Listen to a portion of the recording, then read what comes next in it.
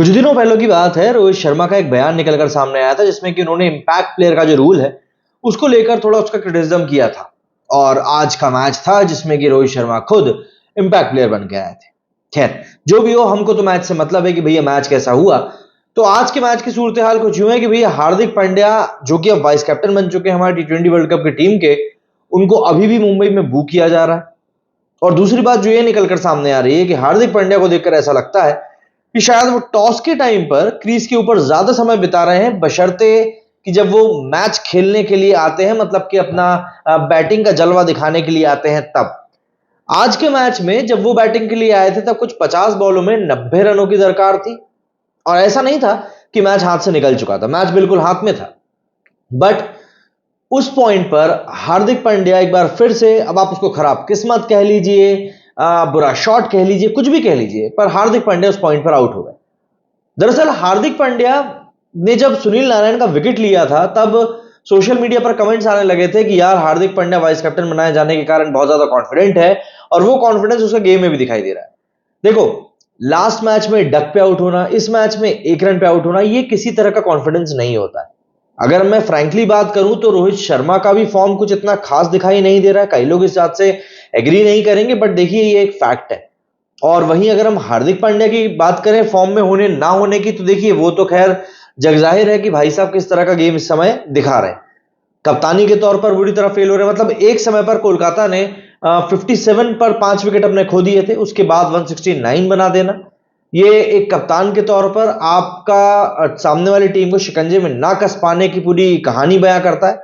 हाँ, वेंकटेश अय्यर ने बहुत अच्छी बैटिंग करी वहां पर, यह बात तय है। बट आपको फिर यह भी समझना पड़ेगा कि हार्दिक पांड्या ने अपने कोटे के 4 ओवर पूरे करके 41 रन दिए, जबकि जो उनके कोएट्जी, तुषारा, ये जो मेन बॉलर्स थे, उनके ओवर बकाया थे।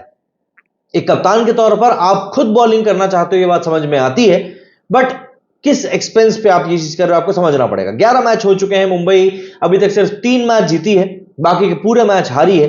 मैथमेटिकली अगर हम बात करें तो शायद एक चांस अभी भी बना हुआ है मुंबई इंडियंस का प्लेऑफ के लिए क्वालिफाई करने का। पर प्रैक्टिकली अगर बात करें तो सामने वाली टीम हारने के लिए नहीं खेल रही, वो भी जीतने के लिए खेल रही है। तो पॉसिबिलिटीज जो है अब न्यूनतम स्तर पर पहुंच चुकी है मुंबई के लिए प्लेऑफ के लिए क्वालिफाई करने के लिए। रोहित शर्मा के लिए भी आज का मैच कुछ ठीक नहीं रहा। सूर्य कुमार यादव ने थोड़ा बल्ला जरूर घुमाया, बट वो भी नाकाफी साबित हुआ। आंद्रे रसेल, जो कि आज एक बहुत बुरा रन आउट हुए, वहां पर हार्दिक पांड्या का एथलेटिज्म को हमको सलाम करना पड़ेगा, लेकिन एक गलत कॉल था, वेंकटेश अय्यर का गलत कॉल था। उस कॉल के कारण ही आंद्रे रसेल आउट हुए। और साफ तौर पर वहां पर इस चीज को देखकर ये समझ में आ रहा था कि आंद्रे रसेल जो है बिल्कुल इस बात से खुश नहीं थे कि वो किसी भी तरीके से कंट्रीब्यूट नहीं कर पाए। और इस कद का खिलाड़ी जब कंट्रीब्यूट नहीं कर पाता है तो ये एक ऑब्वियस सी बात होती है कि वो पूरी कोशिश इसी बात को लेकर करता है कि वो बॉलिंग से कंट्रीब्यूट कर सके। और फिर सूर्य कुमार यादव का विकेट लेना अपने आप में इस बात को मतलब प्रूव करने वाला था कि यार आंद्रे रसेल जो है अपनी वर्थ प्रूव करना चाह रहा है, और उसने वही चीज करी।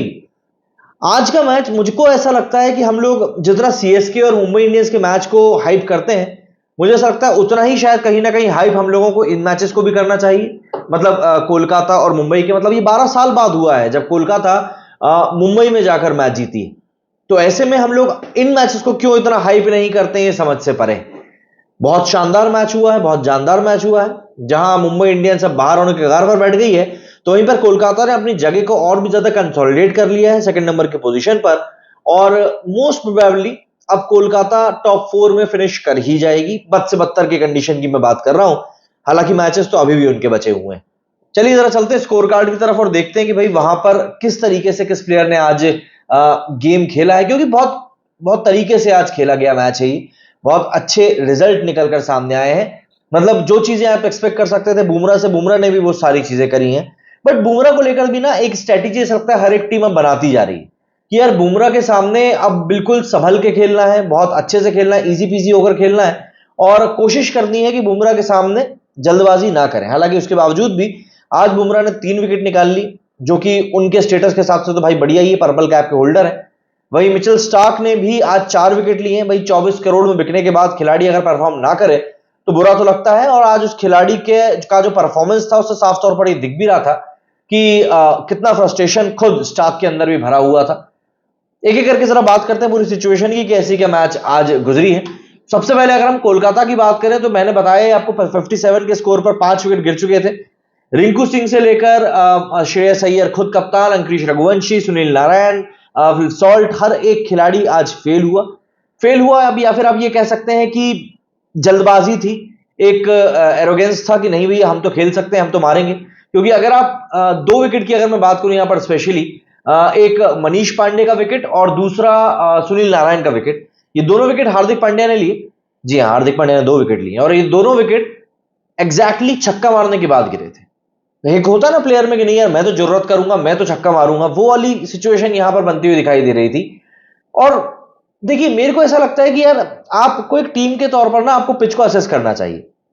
अगर हम लोग एक तरीके से देखें तो यहां पर मुंबई इंडियंस के पास में एक बहुत बढ़िया मौका था कि वो इस मैच को बना सकते थे, इस मैच को अपने तरीके से आगे लेकर जा सकते थे, क्योंकि होम ग्राउंड उनका था। 170 चेज करना वानखेड़े में कोई बहुत बड़ी बात नहीं होती, यहां पर टीमें 200-200 चेज करती हैं, बट फिर बात वही आ जाती है कि आपको एप्लीकेशन तो खुद की करनी पड़ेगी। और दोनों टीमों का लगभग लगभग एक सही हाल था। 57 पर 5 विकेट गिरने के बाद में वेंकटेश अय्यर और मनीष पांडे के बीच में एक बढ़िया पार्टनरशिप हुई। 57 पर 5वां विकेट गिर चुका था, उसके बाद सीधे 140 पर जाकर विकेट गिरा, मतलब 83 रन की पार्टनरशिप इन दोनों ने उसके बाद 6वें विकेट के लिए करी। उसके बाद हालांकि इतनी ज्यादा कोई टिककर खेल नहीं पाए, फिर आयाराम गयाराम वाली पूरी कहानी हो गई। रसेल रनआउट हो गए और उसके बाद तो पूरी की पूरी कहानी ही खत्म हो गई थी। बॉलिंग की बात करें तो तुषारा ने अपने 4 ओवर कंप्लीट किए, 42 रन दिए, 3 विकेट निकाले। बुमराह ने भी 3 विकेट निकाले, अपने 18 रन देकर इकोनॉमी 4.7 की रही, इतनी तो आजकल लोगों की वनडे में भी नहीं रहती है। विराट कोहली ने 2 ओवर डाले, नमनधीर ने 3 ओवर डाले, चावला ने 3 ओवर डाले, हार्दिक पांड्या ने 4 ओवर डाले।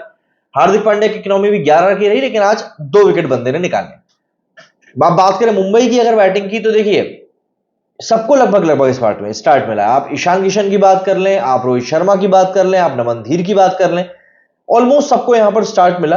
बट बात कन्वर्ट करने की आती है, जब आप चेस कर रहे होते हैं तो यू नीड पार्टनरशिप, और यहां पर पार्टनरशिप्स हुई नहीं, और यही बड़ा कारण रहा कि मुंबई इस मैच में मतलब शुरुआत से ही बैकफुट पर थी। 16 रन के स्कोर पर ईशान किशन आउट हो गए, 38 के स्कोर पर नमनधीर आउट हो गए, 46 पर रोहित शर्मा आउट हो गए, 61 पर फिर तिलक वर्मा आउट हो गए, 70 पर नेहल वधेरा आउट हो गए। हार्दिक पांड्या से उसके बाद थोड़ी बहुत उम्मीद थी कि सूर्य कुमार यादव के साथ टिक कर ये एक मैच जिताऊ पारी खेलेंगे, क्योंकि हार्दिक पांड्या को वाकई में कैप्टन नॉक की बहुत ज्यादा जरूरत है। मतलब सुनील गावस्कर जी ने भले ही ये चीज कही हो कि जब आप इंडिया के लिए खेलते हैं और जब आप आईपीएल में खेलते हैं तो डिफरेंस बहुत बड़ा आ जाता है, और हार्दिक पांड्या वो प्लेयर है जब वो इंडिया के लिए खेलता है तो एक अलग ही खिलाड़ी हो जाता है। पर मुझे ऐसा लगता है कि आप एक फ्रेंचाइजी के लिए भी भले ही खेल रहे हो तो कहीं तो आपका खून खोलेगा। आज का मैच ऐसा था कि अगर हार्दिक पांड्या परफॉर्म कर जाते तो काफी उनके पाप धुल जाते। हम लोग शुरुआत से बोल रहे हैं, जो पब्लिक हार्दिक पांड्या को बू कर रही है वो बू करना बंद कर देगी और हार्दिक पांड्या परफॉर्म करना शुरू कर देंगे, और यहां पर बस वही चीज आ नहीं पा रही। सूर्य कुमार यादव फिर उसके बाद ज्यादा टिके नहीं, 50 कंप्लीट करते हुए वो भी चलते बने, हालांकि फुल टॉस पर आउट हुए। छक्का मारने की कोशिश थी, रसेल की बॉल थी, वही बॉल थी जिसके ऊपर सूर्य कुमार यादव हमेशा छक्का मारते हैं।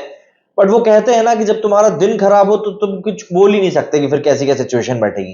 फुल टॉस पर आउट होगा। टिम डेविड से थोड़ी बहुत उम्मीद थी कि शायद ये बंदा कुछ कर जाएगा, बल्ला घुमाया भी, 20 बॉल में 24 रन बनाए। बट क्या होता है जब आपके पास पार्टनर नहीं बचते ना, तब कितना ही बड़े से बड़ा बल्लम खिलाड़ी क्यों ना हो, कहीं ना कहीं उसकी भी सांस तो टूटी जाती है। और आज टिम डेविड के साथ भी कहीं ना कहीं वही हो। फिर टिम डेविड का जाना था और स्टार्क ने उसके बाद अपना जलवा दिखा दिया। बंदे ने 4 विकेट निकाले, 4 ओवर में 33 रन दिए, 4 विकेट निकाले। इसके अलावा वैभव अरोड़ा ने 3 ओवर में 35 रन दिए, 11.5 की इकनॉमी थी। वरुण चक्रवर्ती ने बहुत किफायती बॉलिंग करी, 4 ओवर में 22 रन दिए। सुनील नारायण अगेन 4 ओवर में 22 रन, एंड आंद्रे रसेल ने 4 ओवर में 30 रन दिए। मतलब आप अगर सुनील नारायण और वरुण चक्रवर्ती का ही ओवर देख लें तो 8 ओवर में इन दोनों ने मिलकर सिर्फ 44 रन दिए हैं। अब T20 जैसे एक क्रिकेट मैच में फॉर्मेट में अगर आप 8 ओवर में सिर्फ 22 रन बनाते हैं तो फिर मैच में कुछ ज्यादा बच नहीं जाता है, और यही चीज यहां पर मुंबई के साथ भी हुई। एक कांस्टेंट प्रेशर पूरे टाइम बना रहा, लगातार इंटरवल पे विकेट्स गिरते रहे, एंड इवेंचुअली 18.5 ओवरों में ही 18.5 ओवर्स में ही मुंबई की टीम भी ऑल आउट हो गई। अब इसके साथ में मुंबई के बारे में जो मैंने आपको बताया, इक्वेशंस बहुत ज्यादा बिगड़ चुकी हैं, और अब यहां से मुंबई का प्लेऑफ में जाना नेक्स्ट टू इम्पॉसिबल है। मैथमेटिकली बिल्कुल ये चीज पॉसिबल है, पर प्रैक्टिकली बात करें तो कहीं ना कहीं ये एक हाइपोथेटिकल सिचुएशन वाली बात हो जाएगी, जिस बारे में बात करने से भी कोई सेंस नहीं है। और सबसे बड़ी बात, सबसे बड़ी चिंता की बात कि हम लोग वर्ल्ड कप को अगर कंसिडरेशन में रख रहे हैं, उसके बाद हमारे कप्तान और कप्तान का जो प्रदर्शन रहा वो, मतलब क्या बोलूं अब मैं, कमेंट करके बताइएगा आप लोग आपका क्या कहना है इस बारे में। मेरे स्टूडियो फिलहाल उतना ही। जय हिंद, जय भारत।